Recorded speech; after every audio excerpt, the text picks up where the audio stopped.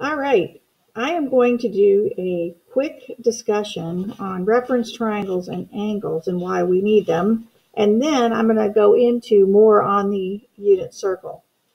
Okay, now let's consider, I've got 4 xy planes here. I'm going to consider the point 3, 2, and we're going to graph an angle in standard position whose terminal side passes through the point 3, 2. So here we go, 1, 2, 3, 1, 2. Here's my angle.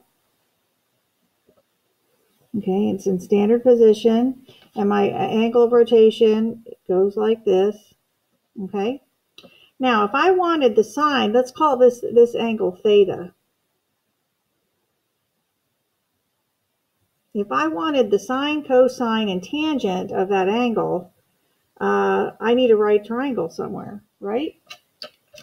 I do. So I'm going to drop a perpendicular. I'm going to drop it from this point. I could have dropped it from any point on that that side, but I'm going to drop it at 3, 2, because what that does is it gives me some information about my triangle that I have here, which I'm going to call a reference triangle. So I know this distance of this leg here is 3. I know this leg is 2. And now I need to solve for the hypotenuse. So let's consider what the hypotenuse has to be. So we can say c squared equals 9 plus 4, which is c equals root 13. So the hypotenuse is root 13. Okay. Now, if I wanted the sine, cosine, and tangent of that angle, I would say the sine of theta is equal to 2 over root 13. The cosine of theta is equal to 3 over root 13. And the tangent of theta is equal to 2 over 3 because it's opposite over adjacent. Okay, now I'm not going to rationalize these because I'm just doing a demonstration here. All right, now, what if I said I wanted to do something similar, but instead use the point -3, 2 as my point that I want my terminal side to pass through. Okay, so I'm going to go 1, 2, 3, up 2. There we go. Here's my angle. My angle here is theta. Okay. Now I want to find the sine of theta, the cosine of theta, and the tangent of theta. Okay, now I don't have a right triangle, so I'm going to drop perpendicular to the horizontal. And there's my right triangle.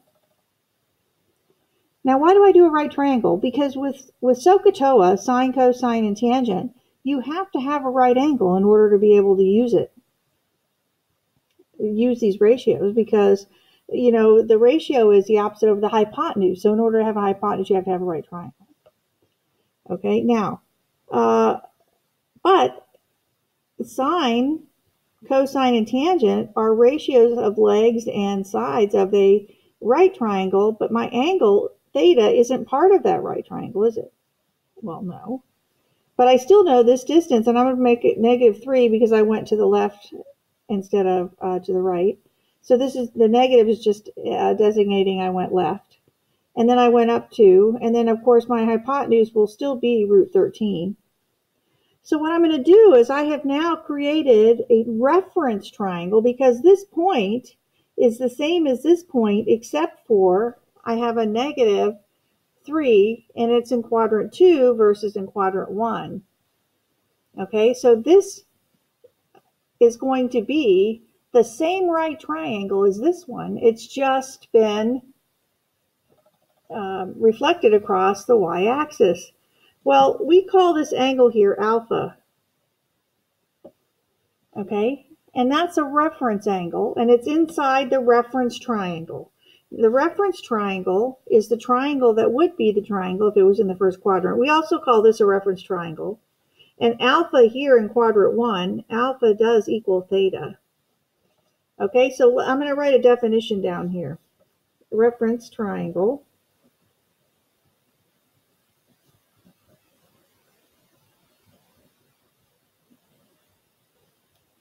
Okay? By definition, is a right triangle created by dropping, I'm going to put this in quotes, or raising, right? Because if you're below, you'd be raising up an perpendicular to an altitude, or I'm going to say a perpendicular.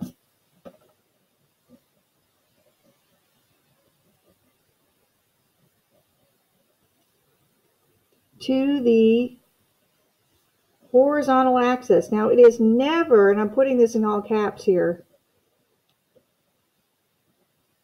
it's never ever, ever measured from the vertical axis.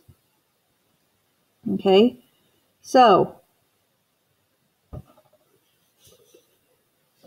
that's a reference triangle. So you notice that I made a reference triangle here when I dropped or raised, or I dropped a perpendicular to the horizontal axis here in both cases, and I now have a right triangle, in, from the terminal side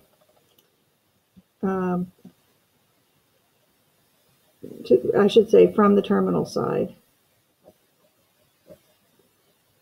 I'm sorry, I should finish my sentence before I start talking about it. From the terminal side of an angle in standard position.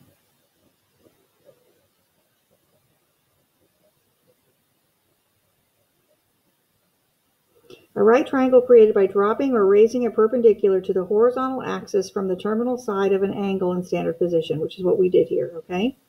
Now, inside that reference triangle is something called a reference angle, which I need to write.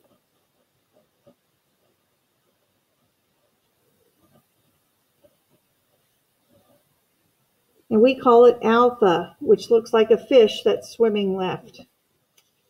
And you see how I drew it, right? I started up top here and then went around and down, okay? Now, a reference angle, alpha, is the angle in the reference triangle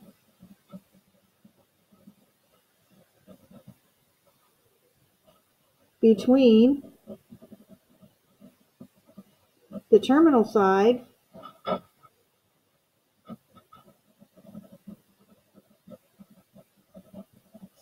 and the horizontal axis.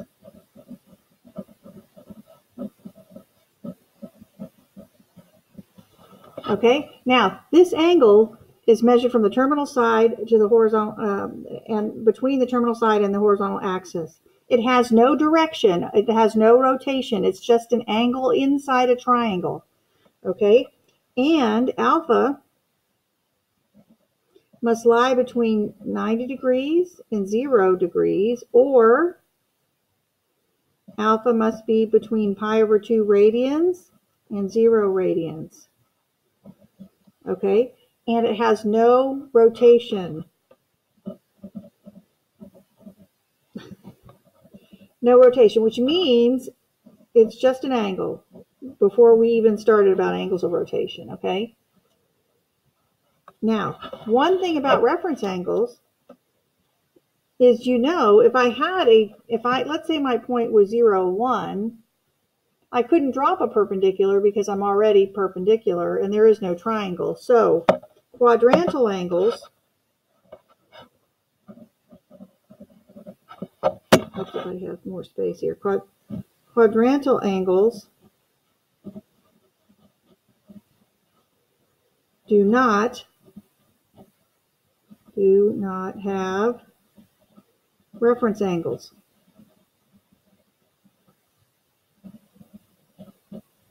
Because you can't make triangles, okay? They don't even have reference triangles. And I'm going to do a bunch of examples, so I'm sure I'll do a couple of those, okay? All right, so reference triangle, right triangle created by dropping or raising a perpendicular to the horizontal axis from the terminal side of an angle in standard position. Reference angle is the angle in the reference triangle between the terminal side and the horizontal axis. inside the triangle. Do you see that? That's between the terminal side and the horizontal. There's theta, but in the first quadrant, theta is equal to alpha. And this one is a second quadrant angle here. Theta is measured from the terminal side to the horizontal, so it's inside the reference triangle. Okay, so let's do the sine, cosine, and tangent here. Now this is a theta. Remember, this triangle is going to help us figure out what the sine, cosine, and tangent are. And all the sine, S-I-G-N, means is that the terminal side is in quadrant 2. Okay, so the sine is going to be the opposite over the hypotenuse, so it's going to be 2 over root 13, I'm sorry. Cosine is going to be negative 3 over root 13. And then the tangent is going to be 2 over negative 3. Okay, now let's compare these two numbers. These three sets of numbers. The sine is positive because it's the y-coordinate. It's positive in both quadrant 1 and quadrant 2. The cosine is negative in quadrant 2, but it's positive in quadrant 1 because it's the x component. And so it's telling us that the fact that the cosine is negative and the tangent is negative means we have to be in quadrant 2 because the adjacent is negative and the tangent is negative. That means these have to be opposite signs. But I'll keep going. Here we go. You can probably figure out what my next point is going to be. Yep, I heard it in the back. Negative 3, negative 2. Okay, here we go. 1, 2, 3, down 2. And my terminal side is going to pass through this point. I did a much better going through there. So now my theta is this angle here. But now that's theta. That's my angle of rotation. But now I'm going to create a reference triangle. How do I do that? I drop or raise a perpendicular. So here we go. I'm raising a perpendicular. And then alpha is my reference angle inside the triangle between the terminal side and the horizontal.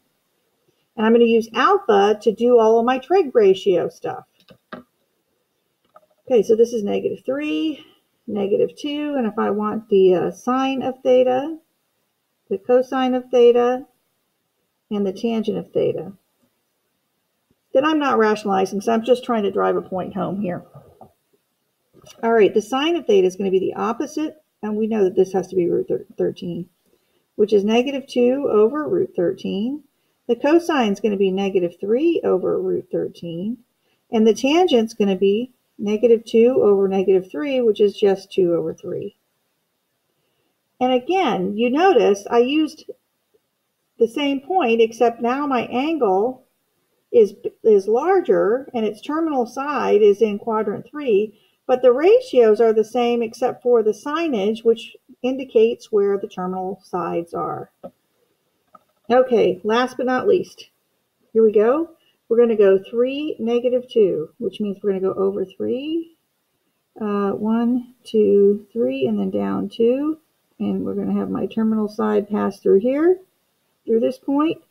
This is my angle theta. And then I'm going to raise up perpendicular to the horizontal. And then alpha is in here. Alpha is measured between the terminal side and the horizontal, and that's what I use to create my trig ratios. Sine theta, cosine theta, tangent theta. And we know this is 3, this is negative 2, and this is root 13. Now the hypotenuse, I always keep positive because the path to get to this point, I went over 3 and down 2, and we don't put a sign on the hypotenuse. Okay, so what do we have here? We have negative 2 over root 13, 3 over root 13, and now negative 2 over 3. And see, now the x component is positive, or the x ratio is positive, and the y component is negative. Now, when I say y component, I'm talking about the sine and the cosine. But I'm not on a unit circle, so I have to be careful. Because on a unit circle, the point, I'm going to write it down here. Unit circle, you have cosine theta sine theta is your x and your y. When you're not on a unit circle,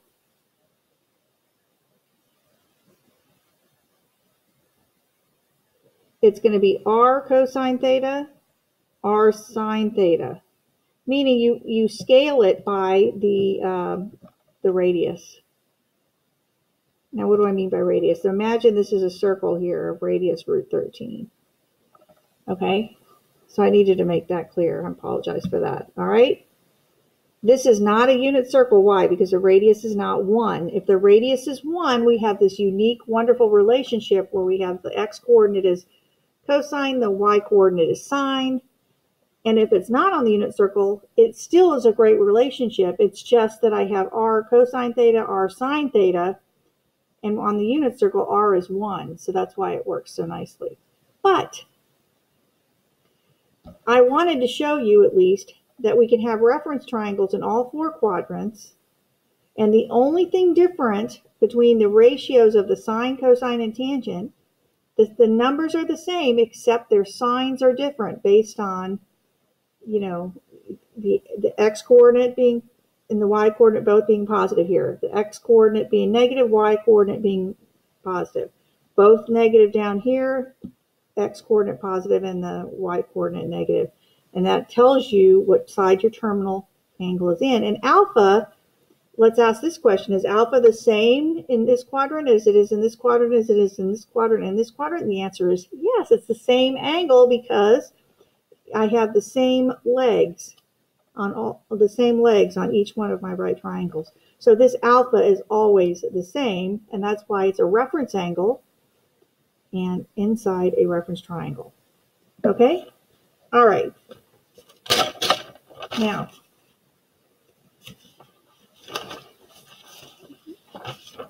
so last time we were together, we created something called the unit circle in all of its wonderful and glorious madness. Okay, and you can't really see this bottom one, but you know, how did we create this? In a quick review, what did we do? We took our special right triangles and we put them on the unit circle, which means the radius is 1. So these lengths here are all 1. And then we took we figured out what the lengths of the legs were, which created these points for the 30, 60, 90 triangle, and then the 45, 45, 90 triangle, and the 60, 30 triangle. And then we took these points and the triangles and reflected them across the y-axis, reflected up across the x-axis, and back across the y. And then we got a whole series of points on this circle. Okay? And so what we're going to do today is do some review and figure out what kind of problems we can ask or questions we can ask. So you should have these guided notes, and so I'm going to work them with you. So this says find the coordinates on the unit circle. Now, since this is a unit circle, this is cosine theta, sine theta. That's your xy point, intercepted by the following angles of rotation, by drawing the angle of rotation and using a reference angle where appropriate. Okay, so here we go. We're going to graph really quickly. Our angle, theta, is 45. And I'm going to drop my perpendicular here. There's my reference triangle. This is alpha. But guess what? Alpha is also equal to theta in quadrant 1. And alpha is 45 degrees. And then I want the coordinates. Well, what is the point on the unit circle at 45 degrees? Well, I'm going to put this over here so we can see a little bit better what my unit circle is. I'm going to put my first quadrant in view. How's that? My first quadrant. Because if you know your first quadrant, you know them all. Okay, so at 45, if I were to do the hand trick, remember I'd put the finger that shall not be named down, and I take the square root of the number of fingers up. That's root 2 over 2, comma, root 2 over 2. And if you look at our unit circle here at 45 degrees, we have the point, root 2 over 2, root 2 over 2. Okay? All right, 150. Draw my angle. 150. It looks like this. It's a quadrant 2 angle. And if I were to drop my perpendicular, this is my alpha. What does alpha have to be here? If theta is 150, the alpha here has to be 30 degrees. You'd be right. Okay. Now 30 degrees is going to tell you the point in the first quadrant. So what is the point in the first quadrant? If I put down my 30-degree finger, it's going to be root 3 over 2 comma 1/2. Or if you look at the point here, it's going to be root 3 over 2 1/2. But what quadrant is my terminal side in? My terminal side's in quadrant 2, so the x-coordinate has to be negative. Okay, so I just rely on the first quadrant, and then I figure out what quadrant my terminal side is in, and that will tell me the sign of my x and the y.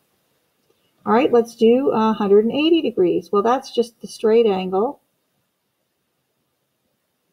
from here to here. And the coordinate point there at 180 degrees, this point right here is going to be negative 1, 0. And there is no alpha here. Why? Because there is no triangle, right? And if you look at our unit circle, the point here is negative 1, 0. Right? Quadrantals do not have reference angles. All right, let's draw negative 60. It's going to be from here to here. Oops, I want to make that longer.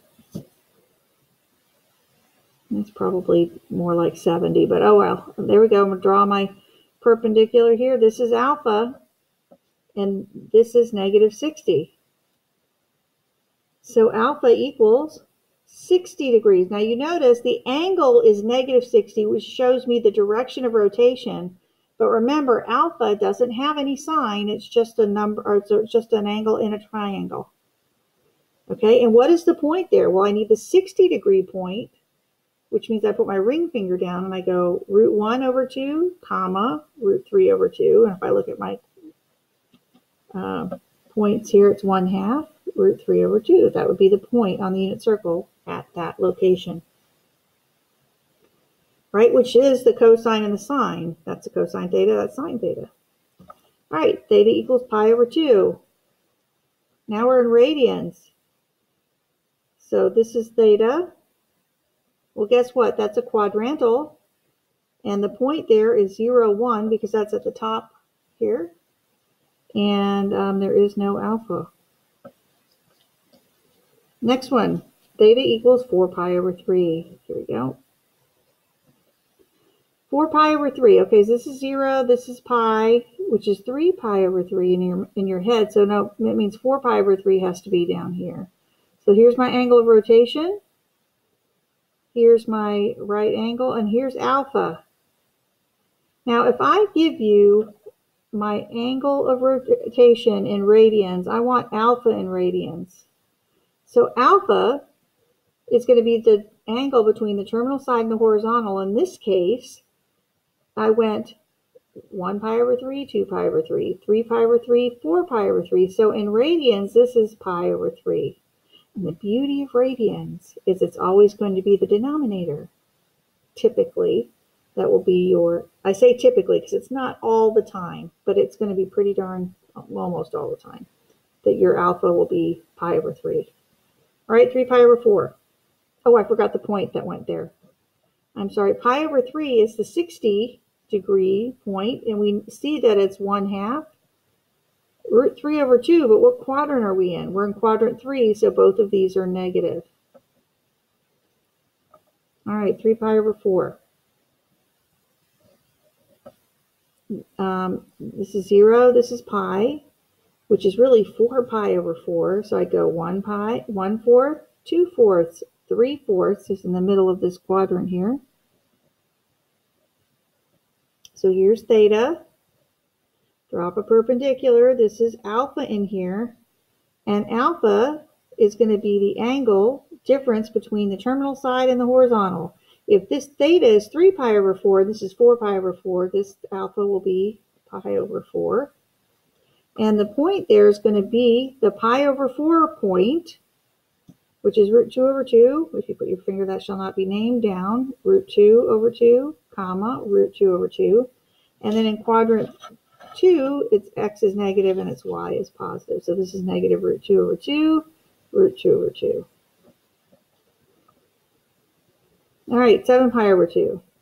Now this is a quadrantal because it's over 2. I'm sorry, I didn't mean to put 0. Well, maybe I didn't mean to put 0. This is pi over 2. This is 2 pi over 2. This is 3 pi over 2. And 4 pi over 2. All right, so, which is 2 pi. So I like to go 1, 2, 3, 4, 5, 6, 7. So we're going to go all the way around once, and then 3 pi over 2 more, which ends here. This is a quadrantal, and the point there is 0, negative 1. If you look at the unit circle down here, you see the point is 0, negative 1, which is the cosine sine. And then there is no alpha because this one is quadrantal. All right, next one, 11 pi over 6.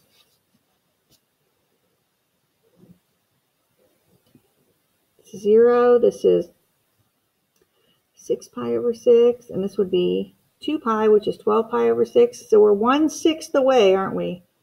So I'm going to put that right here. So this is our theta. I should label this theta. And then if I drop a perpendicular here, this is my alpha. Alpha has to be pi over 6 because that's the angle difference between the terminal side and the horizontal.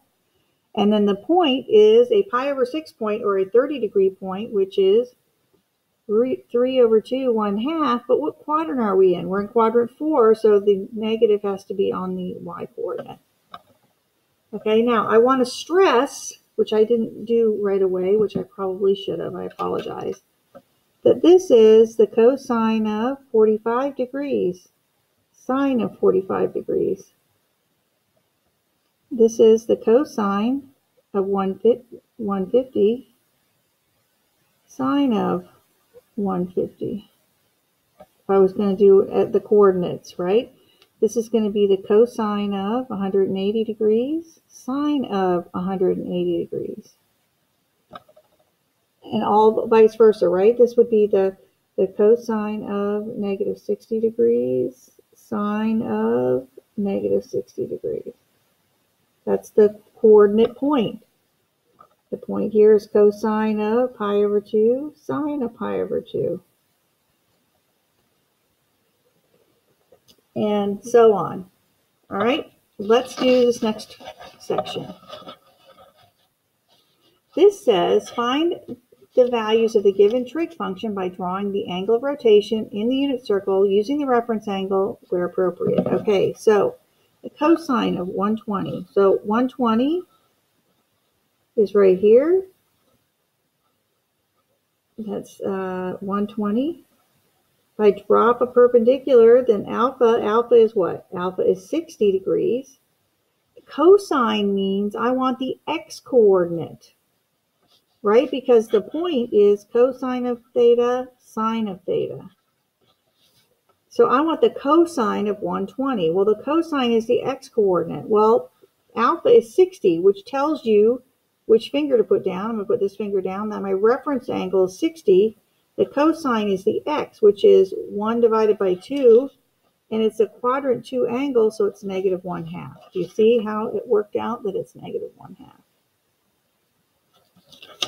All right, the sine of negative 90. So negative 90, oops, that should be more perpendicular, but you get the point. This is negative 90, that's negative 90. Now, what's the point there? The point down here on the unit circle is 0, negative 1, and the sine is the y-coordinate, so I want this to be negative 1. All right, the tangent of 225. Now, 225 is over here. That's 225. And if I were to raise a perpendicular, this is alpha. Alpha is 45 degrees. Now, tangent is equal to the y over the x, isn't it? Because this would be the y and this is the x. It's opposite over adjacent. So this is going to be root 2 over 2 over root 2 over 2. They're both negative because I'm in quadrant 3. And since alpha is 45, that's where I choose the coordinates. And they both have to be negative because the terminal side is in quadrant 3. And then this is just 1. So the tangent, you divide them and you get 1. It takes a little bit of time to be able to process it all. I know there's a lot going on here. Okay, cosine of 5 pi over 6. Are we after the x or the y? You're right, we're after the x. Okay, so that's a pi over 6 angle, and it's 5 pi over 6. So this is 0, and this is 6 pi over 6. So we're above or below? Well, we're above. So here we go. Here's my angle. Here's 5 pi over 6. So what's alpha? If I drop the perpendicular here, there's alpha. Alpha is pi over 6, because I'm pi over 6 from the terminal side to the horizontal. And what's the pi over 6 angle in the first quadrant? Well, it happens to be 30 degrees, and I want the x-coordinate, which is, because the cosine is the x, that's root 3 over 2. But we're in quadrant 2. The terminal side's in quadrant 2, so this is negative root 3 over 2. Okay. The tangent of 2 pi, well, let's draw the angle. The angle is going to be this. And this is 0, pi, 2 pi. So what's the point here? I don't have an alpha because I can't draw a triangle. The point here is 1, 0. And the tangent is the y over the x. Okay, so tangent theta is equal to the sine of theta over the cosine of theta, because it's the y component over the x component. And in this case, it's going to be 0 over 1, which is 0.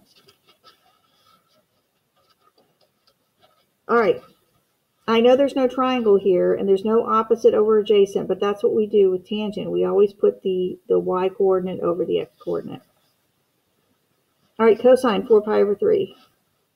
Well, this is 0. This is 3 pi over 3. So 4 pi over 3 has to be down here. There's my angle, 4 pi over 3. Pi over 3 is the 60-degree angle. I need the x on the 60-degree angle, which would be 1/2. But I am in quadrant 3, so it's got to have a negative x. And alpha is pi over 3, or 60 degrees. Okay, so the more you kind of practice this, the better you'll be at these. All right, let's move on to number 3. Now, we just discussed, if you look at, let's do a triangle. I'm going to do a reference triangle here on the unit circle. Okay, and this point up here, we already decided, we had this discussion already, is cosine theta, sine theta, which means that we had to get to this point, graphically, we had to go over cosine theta and up sine theta, right? This is equal to the x, and this is equal to the y. Okay, to find tangent of theta, that's going to be the y over the x, but that's also equal to the sine of theta over the cosine of theta. All right, so we're going to look at that relationship a little bit here. So what happens, I have a fraction now. When the question says, where must tangent of theta be equal to 0? Well, since tangent is equal to sine over cosine, and it's a fraction, fractions are only 0, so sine theta over cosine theta equals 0. Now, this will only be 0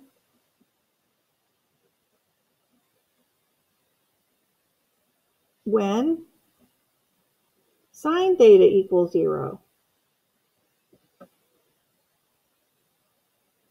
Because it's a fraction, right? It's only going to be 0 when the numerator is 0. So when on the unit circle is the y value of your point equal to 0? That means you have no height. Well, if you look at the unit circle, you have a 0 here and a 0 here. So on any increment of pi, whole increment of pi, you're going to have a 0. So I can say theta will equal 0 plus every pi, an integer value of pi, and an element of the integer set. Because it would be 0 pi, or 0, pi, 2 pi, 3 pi, 4 pi. No matter how many times you went around, that y value is still going to be 0. And then it could be also with the negatives as well. Okay? So anytime the sign is 0, the tangent's also going to be 0. And you can write this more efficiently by saying pi n ez, because n an element of the integer set, because 0 plus anything is just itself. Okay?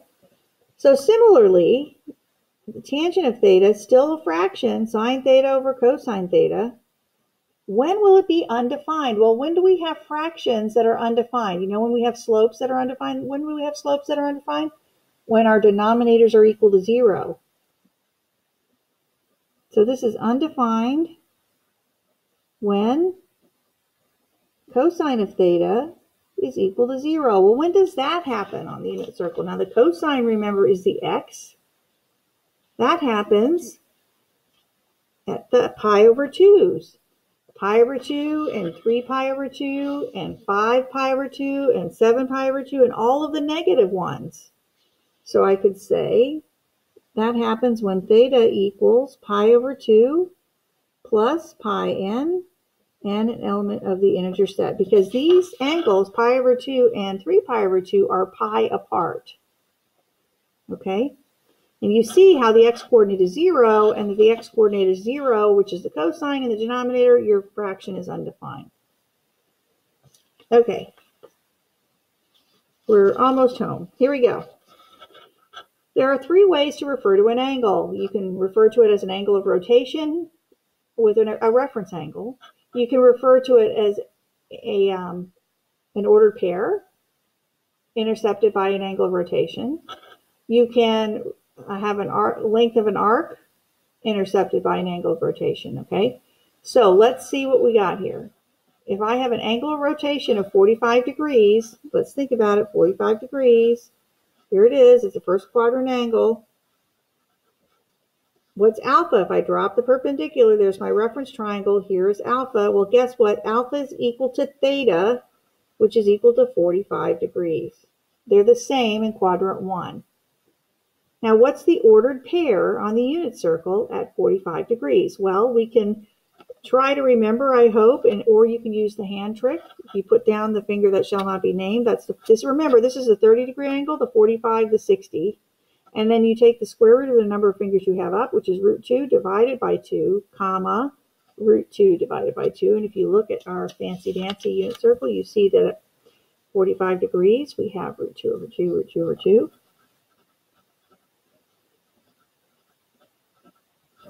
And the radian measure there is pi over 4. Okay?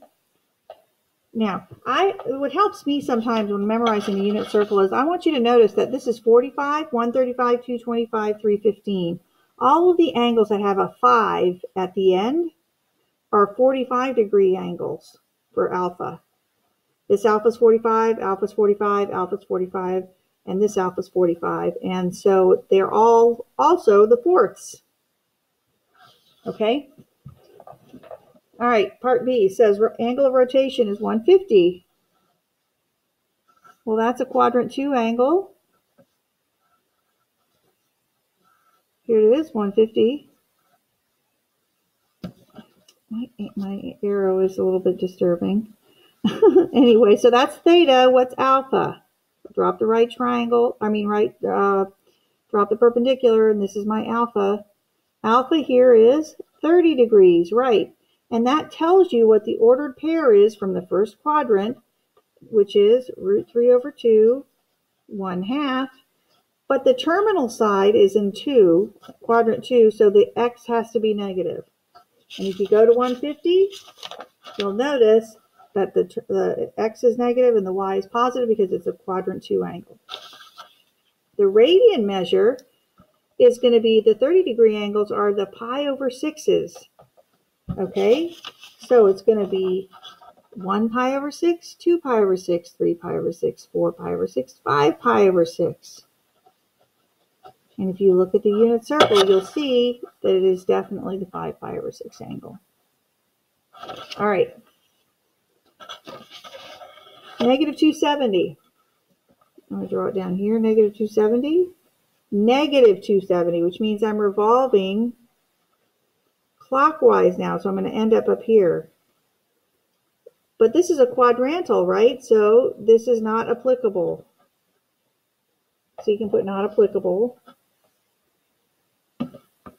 And what is the ordered pair on the unit circle up here? What's the point up here? Well, that's 0, 1. And the radian measure is going to be not 0 or pi over 2, negative pi over 2 or negative pi, but it's negative 3 pi over 2. Okay, because I go negative pi over 2, negative pi, negative 3 pi over 2. All right, 240. 240 is greater than 180 and 30 less than 270. So here's my angle of rotation. I'm going to drop my, or raise my perpendicular here. Here's my alpha. If this is 240, what is alpha? Well, it's the difference between 240 and 180, which is 60. So alpha is 60 degrees.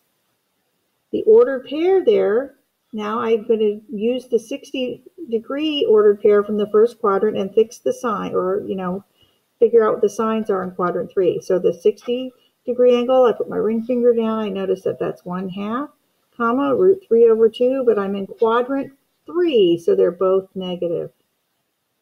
And if you look at our unit circle, we go to quadrant 3, which is angle 240, and it's negative 1/2, negative root 3 over 2. Now, radian measure. The 60-degree angles are the pi over 3s. So this is going to be 1/3, 2/3, 1/3, 2/3, 3/3, 4/3. So this is 4 pi over 3. Okay? So there you go. Last page. We're almost home. Okay. I really like this question because it really is interesting to think about the trig ratios themselves and the triangles that are the sides that we consider. On a unit circle, the hypotenuse of a reference triangle is always 1. The legs, therefore, are less than 1. They're always less than 1. Now, why is that? Let's think about it. I'm going to draw a reference triangle. I'm going to be boring and be in the first quadrant. Here we go. Here's my reference triangle. If the hypotenuse is 1, this distance right here is 1. Remember, the hypotenuse is always the longest leg of a triangle, isn't it? A right triangle, anyway. It is. So if the hypotenuse is always the longest leg, these legs have to be shorter or smaller. So the question is, explain why the following are never true. The sine of theta equals the opposite of the hypotenuse is equal to 1.5. Now, which one of these sides is bigger? Well, the hypotenuse is the bigger side. So anytime you have a fraction where the largest side is on the bottom, you're always going to have a fraction less than 1. Okay, so why is this then going to be not ever 1.5? Well, let's think about it. Why won't it be here? Well, because first of all, 1.5 is bigger than 1, right? So how do we word that? We say since the hypotenuse is always the longest side of a right triangle,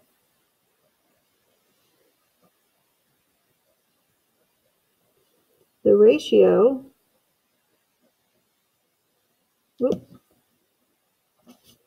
for sine and cosine, theta and cosine theta, must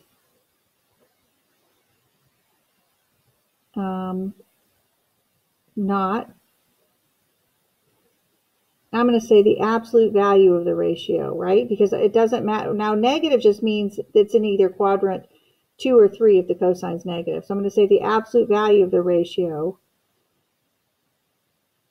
The absolute value of the ratio for sine and cosine must not be greater than 1. Now, why is that? Because the adjacent is going to be smaller than the hypotenuse, and so will the opposite. So both of these fractions are going to have to be less than 1, or equal to 1, as the case may be, because the sine and cosine are, 1 and 1 at 0 and pi over 2. So they could be equal to 1.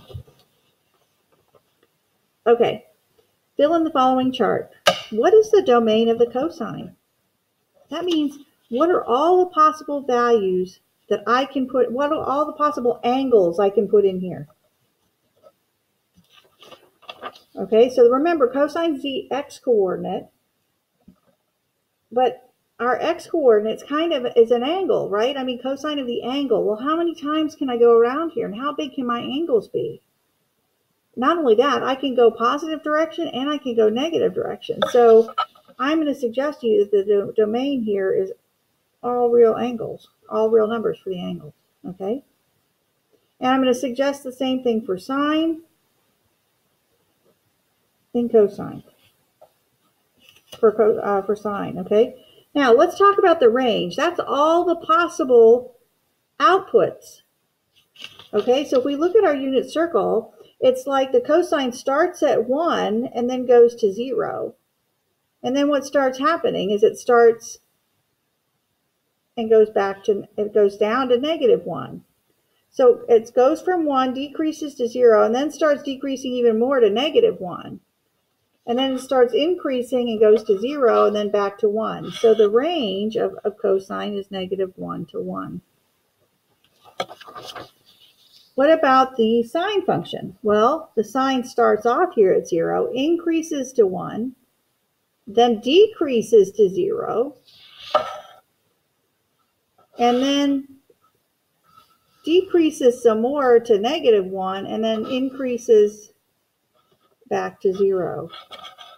So the sine's range is -1 to 1 as well. And if we were to graph the sine and the cosine function, like if I were to graph them, they are oscillating between -1 and 1. Let's get on Desmos here. I don't know why I just did that, but okay. Here we go, Desmos, my favorite graphing program ever. That's not my calculator.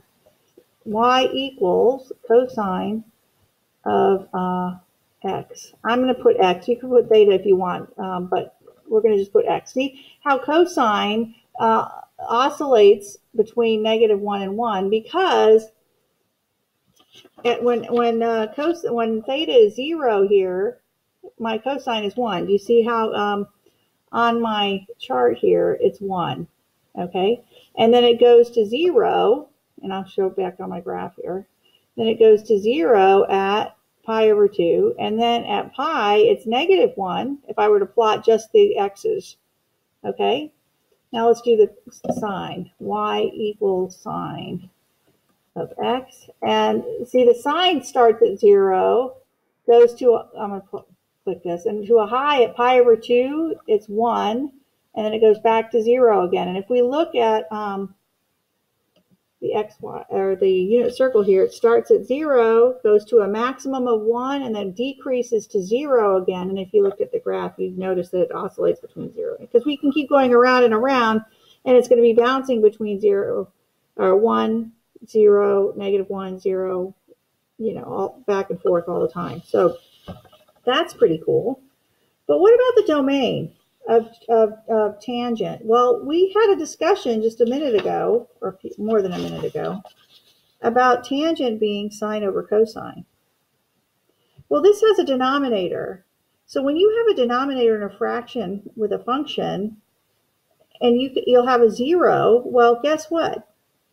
It's going to be all real numbers except when cosine is 0, because that's its denominator.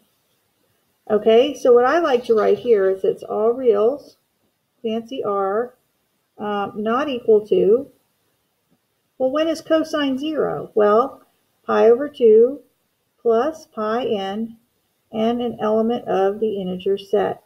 And this we came up with is when the cosine of theta is equal to 0. That's when it's not defined, okay? Now, the tangent, the ratio of all the sides, and let's look at the graph to cheat a little bit, I guess. We can say y equals tangent of x. And I'm going to get rid of it. Now I'm going to keep the cosine. And do you see when the cosine is equal to 0, which is right here? You see how we have a vertical asymptote, which is y equals pi divided by 2. I don't want it y equals, I need it x equals, I'm sorry. X equals. Now I'm foreshadowing a bit because unit 3 that we do this semester is graphing. So don't panic about this. I'm just trying to show you. Okay, x equals negative pi divided by 2. I'm going to make it dashed. There we go. So do you see how this green function, which is tangent, has asymptotes at any time the cosine is equal to 0, which is at pi over 2 or negative pi over 2. And if we were to go over here, this would be 3 pi over 2. I'll go over there. Why not? This would be 3 pi over 2. And that's where the next vertical tangent would be. Vertical, asymptote, I should say. Vertical asymptote. I don't know why I'm talking about tangents. Anyway, all right. So what's the range, though, on this green function? Well, the range on this green function certainly looks like all real numbers, and indeed it is. So let's write that down. So that's going to be all real numbers. So this number 6 is kind of foreshadowing where we're headed. Okay, now number 7. Since each x and y on the unit circle is equivalent to cosine and sine, explain why it makes sense that cosine squared theta plus sine squared theta equals 1. Draw a picture. Okay, so we like pictures, and I'm going to be in the first quadrant because it really doesn't matter. Here it is. My point here on the unit circle is cosine theta, sine theta. I'm going to drop a perpendicular here. And they're suggesting that cosine squared theta plus sine squared theta equals 1. Now, why is that? Well, because if this is 1, this distance to go to this point up here, I have to go over x and up y. And this distance is cosine then, and this is sine because the x is cosine and the y is sine. So you can say, since cosine theta and sine theta are the legs of a right triangle,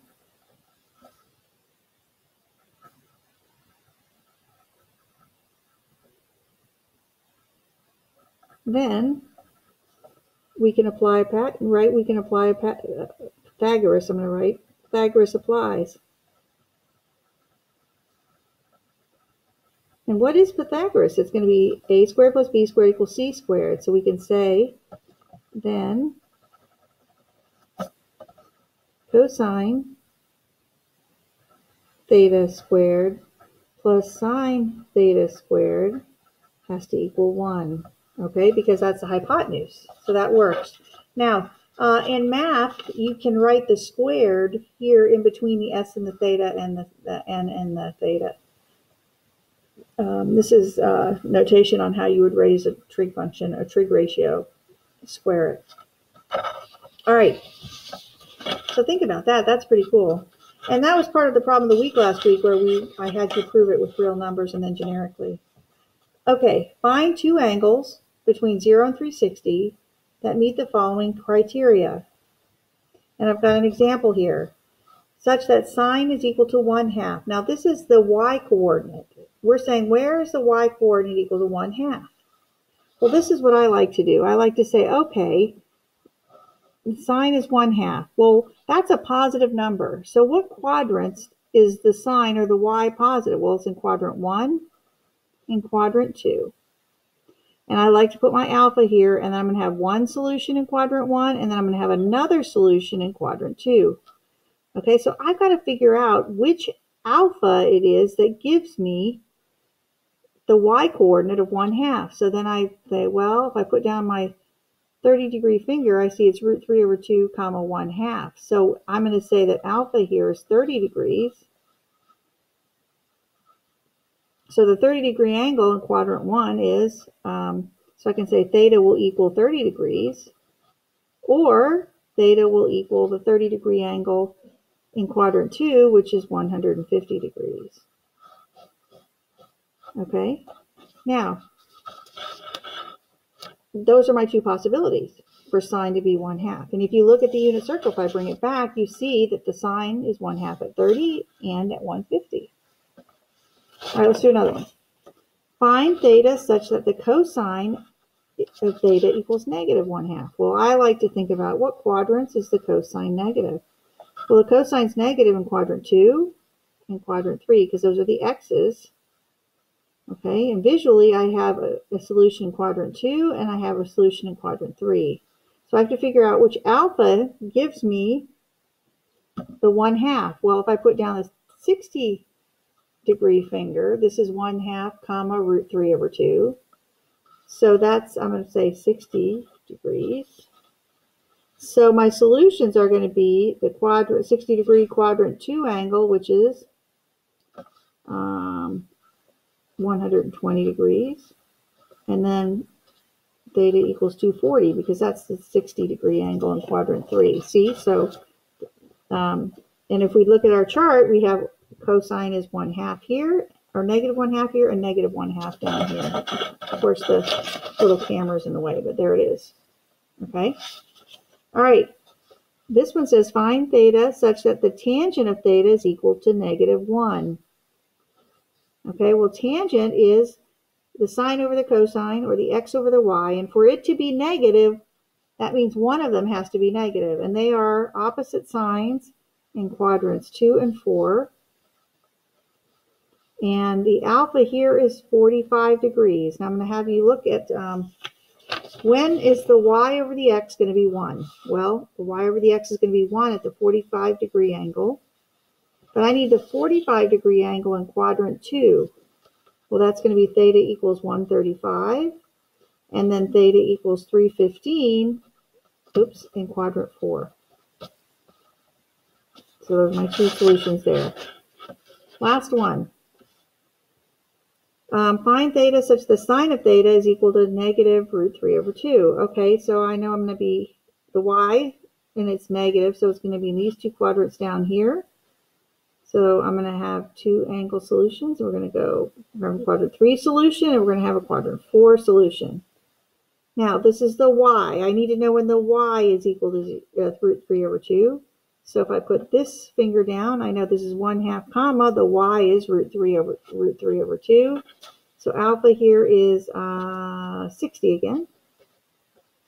So theta, the first one, the third one is going to be 240, third quadrant solution. The fourth quadrant solution will be 330. And if you, not 330, 300, what am I thinking? I'm thinking I'm not adding and subtracting right. All right, so if we look and see where the sine of theta or the y is equal to -√3/2, if you look at our unit circle here, you see that the sine is -√3/2 in quadrant 4, and that's a 300-degree angle, and in quadrant 3, that's a 240-degree angle. All right, well, that's certainly enough notes for one day. So you guys have a great rest of your day, and thank you for your kind attention. Have a great one.